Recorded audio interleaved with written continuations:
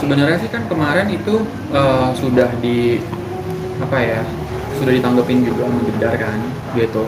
Sebenarnya sih masalah masalah pencemaran nama baik atau apa, sebenarnya kita pun dari pihak Jedar maunya semuanya apa ya, kayak ya kalau memang salah mengaku lah, ya kalau memang kamu nggak ngerasa begitu ya ngaku lah orangnya mana gitu. Sekarang si S ini mana? Pertanyaannya si S ini mana? Merasa namanya dicemarkan, merasa namanya digunakan atau dijelek-jelekin? Iya muncul aja orangnya mana gitu, di mana orangnya gitu. Sekarang kalau dia bilang ini ono ya, ya muncul dulu deh gitu. Mau tahu dulu orangnya di mana gitu. Minimal ada etikat baik. Iya minimal ada etikat baiknya. Kalau misalkan dia ngerasa apa ya, kayak ngerasa dicemarin atau apa, si S ini ya harus muncul dulu gitu, karena nggak tahu apakah surat surat kuasa ke lawyer itu benar apa enggak, ya kan, apakah memang pernah terjadi tanda tangan surat kuasa, maksudnya pemindahan kuasa itu di mana, karena kayaknya orangnya juga nggak ada gitu, ya kan, apa emang ini orang yang doif gitu kan, nggak ada orangnya gitu, terus tiba-tiba kita ngomong S ini juga yang punya nama S tuh banyak banget, bukan satu orang aja gitu. Sekarang kan kita mau tahu S-nya yang mana kan? Mungkin penonton semua di rumah pasti ngerasa "Wah, yang mana sih mukanya gitu kan? Ya makanya tunjukin dulu aja nih si S ini tuh siapa gitu. Yang punya nama S tuh banyak banget. Nah, sebenarnya sih Jessica sendiri tuh udah yang nggak karuan ya gitu. Kita coba untuk kuatin sebagai keluarga, kita coba untuk kuatin, Vincent juga coba untuk kuatin, semuanya lah mencoba untuk kuatin si Jedar ini gitu. Rasanya tuh kayak teman terus nipu, terus udah gitu sekarang si penipu ini bilang bahwa nama dia dicemarin gitu, sedangkan kalau memang dia ngerasa benar, muncul dong, bilang dong salahnya Jedar di mana gitu. Sekarang tinggal lawyernya aja ngomong di sini, ngomong di sana, ngomong di sini, ngomong di sana, tapi lawyernya sendiri pernah nggak ketemu sama orangnya gitu, pernah nggak ketemu sama pasiennya gitu kan, kayaknya kan juga nggak pernah gitu kan, karena kita aja semenjak Jedar tahu transferan palsu semua, bodong semua, udah orangnya udah pergi hilang entah kemana gitu. Jadi ya bukan merasa diputar balik lagi ya, kita udah merasa dirugikan. Jedar juga sekarang jadi repot banget loh. Dia karena kan domisili di Bali sekarang, ya kan. Dia harus ke kantor polisi, dia harus ke Jakarta, gitu kan. Terus udah gitu kemarin juga kayak banyak deh problemnya. Jadi saya merasa kesian aja gitu.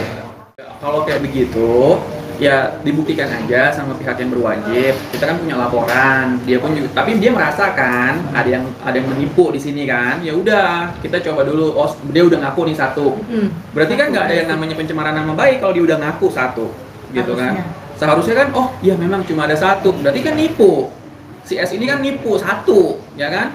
Ya udah datang dulu aja, mungkin dari satu kan bisa 11, gitu kan? Tungguin aja, gitu kan?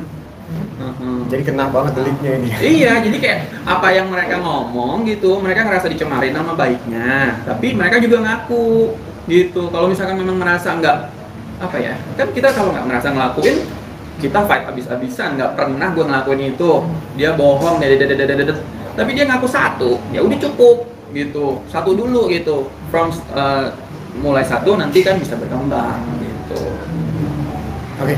Terus tadi juga untuk diminta bukti suratnya yang melakukan mereka itu, mereka juga berdelik dicari dulu. Iya, semuanya bakal dicari, ya tenang aja, karena kan balik lagi yang bermasalah ini kan ada dua pihak, ya kan? Pihak satu punya bukti, pihak satu juga punya bukti, gitu kan? Kalau yang satu masih mencari, ya pakai aja dulu buktinya Jedar. Jedar mah buktinya lengkap banget, gitu. Makanya kan kalau misalkan sekarang kita nungguin dia nyari kan, kita juga punya deadline gitu kan. Uang ini kalau misalkan ditaruh di bank lah, anggap itu kan berbunga. Ini sekarang ditipu bagaimana sama si S, ya kan? Nggak bisa tanggung jawab, gitu. Itu sebenarnya pengguna Jedar sendiri ada berapa sih? Yang kan 11 katanya, 10 pada di mana itu mobil? Jadi ada mobil yang memang punya Jedar ya, itu ada 3 yang dia beli. Yang dia beli, yang satu itu mobil Alphard yang biasa dipakai, yang tulisannya B73DAR, ya kan. Terus ada satu mobil Mini warnanya hitam. Terus ada yang dia beli baru kemarin itu yang Mercy itu loh, Mercy S450 atau S500 saya lupa. Tapi si S ini juga menjual PPKB, gitu, menjual PPKB secara bodong, gitu. Bilangnya kayak, nih mungkin saya nggak tahu sih cerita detailnya seperti apa, cuma yang jelas si S ini menggunakan perusahaannya dengan nama perusahaan itu kayak istilahnya ini ada yang mau jual mobil mungkin ya, terus udah gitu mau nggak bayarin, nanti mobilnya dititipin aja di perusahaan dia, terus disewain, terus dia dapat duit gitu loh. Dia sistemnya Ponzi. Kalau kayak ini kalau baik nggak sih? Sebenarnya tuh saya sih kalau dibilang kenal baik enggak, tapi saya tahu gitu. Kalau saya tuh mencoba, sebenarnya gini loh, mungkin saya juga tahu adik saya melakukan suatu bisnis sama ini orang gitu kan, terus dia juga menjanjikan penghasilan yang luar biasa gitu. Saya sempat sih pengen ngobrol sama ini orang, cuma ini orang itu si S ini tuh kalau sama saya menghindar terus. Jadi kayak kalau adik saya memang polos, tidak boleh diakuin dia tidak mengerti soal bisnis. Kalau saya tuh berbisnis sudah lama gitu, udah banyak juga yang saya dituduh juga nipu, udah pernah gitu kan, pokoknya a lot of things gitu kan. Jadi kalau saya mungkin kalau ngobrol sama si S ini mungkin akan akan detail, duitnya dari mana, penghasilannya berapa, returnnya berapa, untungnya gimana, cara ngedapetin duit segini banyak bagaimana. Cuma si S ini tuh selalu menghindar dari saya. Kalau setiap saya ke Bali atau saya mau ngobrol, pengen dong, maksudnya naruh duit juga di situ. Dia, sini dulu ya kok, gitu kayak. Jadi tuh takutnya tuh mungkin saya kena toel yang maksudnya kayak ngerasa asin gitu kan. Kalau ngomong sama orang terus orang yang nggak tahu apa-apa cuma mau nipu aja, nggak tahu bisnis, kan ketahuan gitu. Bisa, kok aneh ya penjelasannya gitu kan. Saya kan bisa warning langsung adik saya, ini kayaknya aneh deh. Cuma memang terus terang si S ini tuh pinternya adalah mengambil posisi di mana waktu itu pas Jedar pindah ke Bali yang benar-benar lagi broken-brokennya gitu. Jadi dia ngambil posisi di situ, terus udah gitu menjadi teman yang baik, terus udah gitu ngajak bisnis sedikit, akhirnya banyak, akhirnya nipu gitu. Jadi saya lihat bahwa ini orang memang sudah berplanning, udah bukannya kayak nipu sekali. Ini tuh penipuan ini berlangsungnya setahun lebih gitu. Nggak ada feeling? Kalau dari kalau saya terus terang, Jessica itu nggak cerita. Semenjak saya berantem sama dia soal yang kemarin, berantemnya gede banget gitu. Memang saya mutusin bahwa saya udah nggak mau, istilahnya udah nggak mau terlalu saya juga udah punya keluarga, dia juga udah mau, maksudnya udah pengen inilah, kayak kita beberes aja urusan dia, urusan saya gitu. Saya nggak mau terlalu sampai gimana ya, kayak terlalu ini lagi. Dan dia juga udah memutusin untuk tinggal di Bali, pastinya juga dia udah punya pertimbangan sendiri, dan saya juga nggak terlalu mau tahu gitu. Kalau dia bilang bisnis gini gitu, ya saya mah dengar aja, tapi nggak selalu pengen mau komen atau kayak mungkin dia nipu atau dia apa, enggak gitu.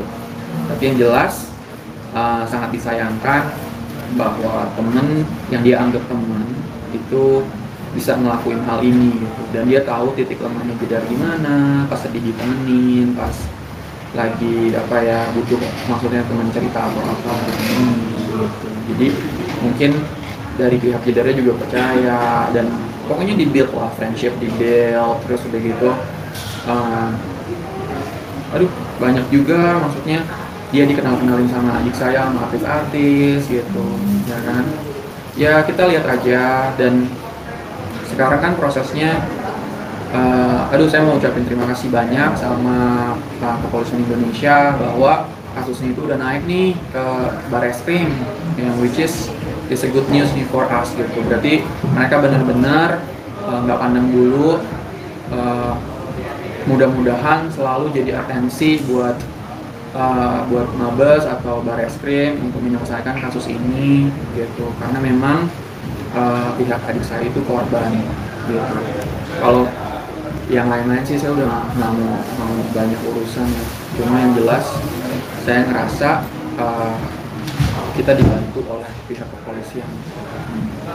Tapi gimana sih kakak sebagai saudara kandungnya Mbak Jess, dukungan mungkin moral, untuk semangatinnya karena udah kena tipu begini, gimana sih cara nyemangatinya? Ya saya selalu bilang sih sama dia, soalnya duitnya habis banget ya, plus gitu. Saya bilang kalau kamu butuh apapun, karena gimana pun juga kan adik ya, gitu kan. Kalau butuh apapun bisa kontak saya, bisa ngobrol sama saya, dan adanya masalah ini sih juga dia juga kita lebih deket lagi nih. Sebenarnya kemarin kan berantem gede banget, terus kayak gitu ada masalah kayak gini, jadi banyak kepikiran. Cuma ya ini sih sakitnya sakit stres sih, stres gitu. Oh jadi ada sisi positifnya, jadi kemarin sempat berantem jadi lebih akur gitu? Iya sebenarnya sih kalau bisa ya jangan sama berantem begini ya kan. Bukan masalah, maksudnya sebenarnya kita selalu bersyukur lah, intinya untuk apapun itu kayaknya Tuhan nggak akan ngasih cobaan di luar batas manusianya itu sendiri. Mas, gara-gara masalah ini kemudian dengan masih orang tua kirim spesial aja sampai jatuh sakit ya, sekarang lagi dirawat. Gimana mungkin kondisinya? Wah, kakak saya sih terpukul banget ya. Sebenarnya kita nggak mau cerita tuh tadi. Jedar cerita sama saya langsung. Saya bilang udah nggak usah ngomong sama orang tua. Cuma dan itu benar-benar si S ini udah dikasih waktu tuh.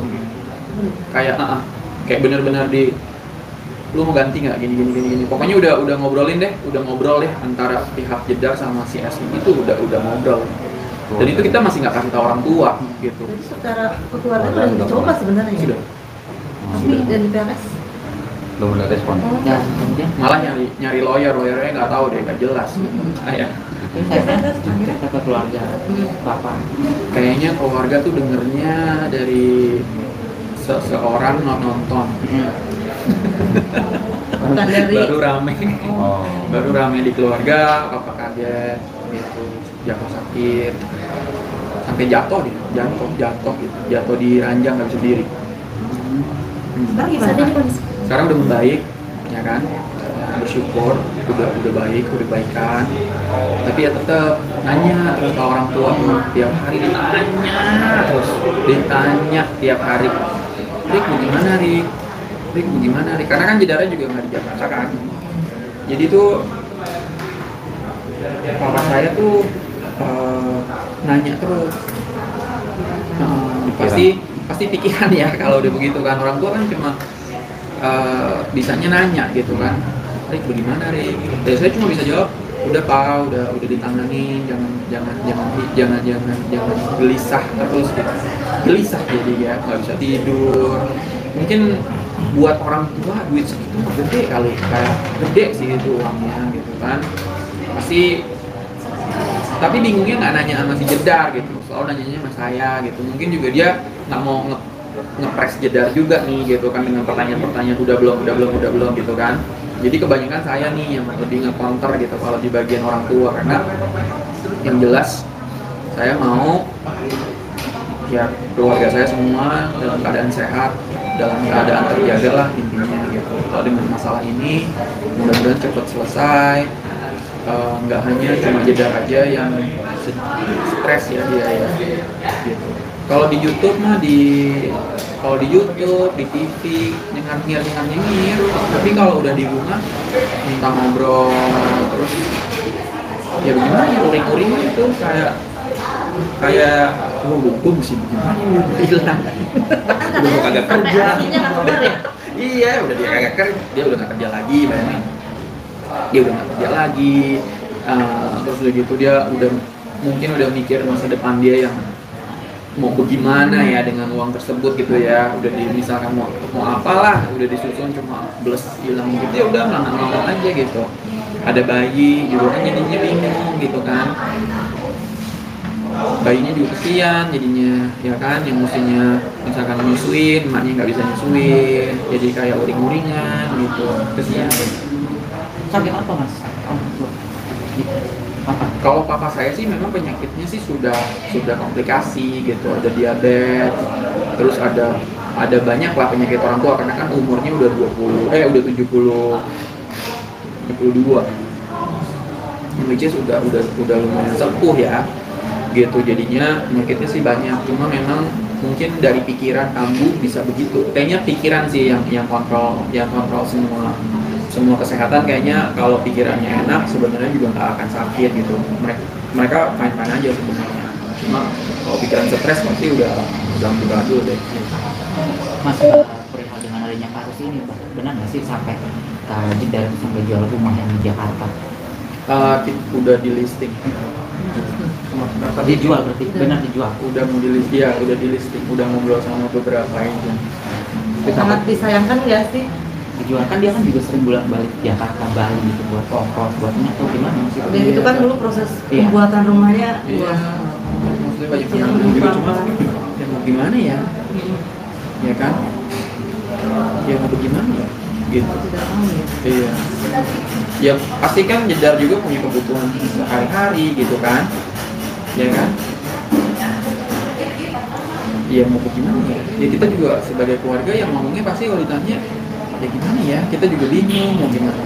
Ya paling nanya-nanya ke orang. Ya gimana ya? Gitu kayak kita juga bingung gitu. Jedarnya juga saya rasa bingungnya udah level 10 sih dia, udah ya mau gimana ya Rik gitu, kayak selalu nanya Rik bagaimana ya gue, ntar ke depan bagaimana ya, selalu kayak gitu. Jadi kayak saya juga jawabnya bingung ya, kayak intinya saya bilang ya sabar aja, kalau memang duitnya pasti kembali, kalau memang duitnya jodohnya kamu. Tapi yang jelas sekarang kan kemarin ada satu berita lumayan bagus nih pas kemarin Jedar di Polda ya, ininya naik gitu, which is ada perasaan lega kok. Kayak saya ngelihat sih ada perasaan lega. Dia pulang ke Balinya juga merasa aduh makasih loh, bukan gimana ya, kayak dia makasih sama Tuhan, wah ada chance nih gitu. Cuma ya mudah-mudahan jangan sampai ya naik, gimana dia emosinya naikin kan sablon juga ya. Soalnya dia mungkin sekarang ngerasa happy dengan wah naik nih gitu. Cuma kan balik lagi duitnya juga nggak mana gitu kan, ya kan. Cuma saya sih juga nggak ngomong begitu sama Jedarnya kan, karena kan kesian juga gitu. Cuma selagi masih ada harapan ya saya selalu kasih tuh kan, tenang aja, berdoa aja terus, jangan stres gitu. Pasti ada jalan kok, namanya kamu benar pasti ada jalan. Tapi tetap Mas rumah itu akan dijual. Ya udah ngomong sama agent ya kan, tungguin pembelinya ada apa enggak. Kan kalau beli jual rumah kan kagak kayak bukan jual itu, jual sepatu. Sorry Mas, Mama, karena kan Kak Jess juga udah nggak kerja, dibilang bangkrut, gitu. Makanya dia sampai apa jual rumah dan Ya menurut Mas kalau misalkan uangnya hilang 10 miliar bangkrut nggak itu mana? Ya kan, itu kan 10 miliar duit dia semua, maksudnya duit saving dia gitu. Either dia mau deposit atau dia mau apa, tiba-tiba kalau itu hilang, berarti kan biaya hidup hilang, ya kan? Dia mesti cari cara yang lain nih. Dia punya keluarga, dia punya anak, gitu kan? Dia mesti bayar sekolah kan kagak stop, ya kan? Anak orang kan biayanya ada terus gitu, kagak bisa stop gitu. Jadi ya mesti cari jalan keluar gitu. Kalau memang ya kita sih dari keluarga selalu kasih support apapun yang dia harapin. Apapun yang dia rencanain untuk ngatasin masalah dia sekarang, ya kita akan support. Kita nggak akan yang kayak, oh kenapa dijual saya, nggak bisa begitu. Ya saya juga nggak, misalkan nggak ada duit 10 miliar buat balikin gimana, ya kan? Pasti akan ini.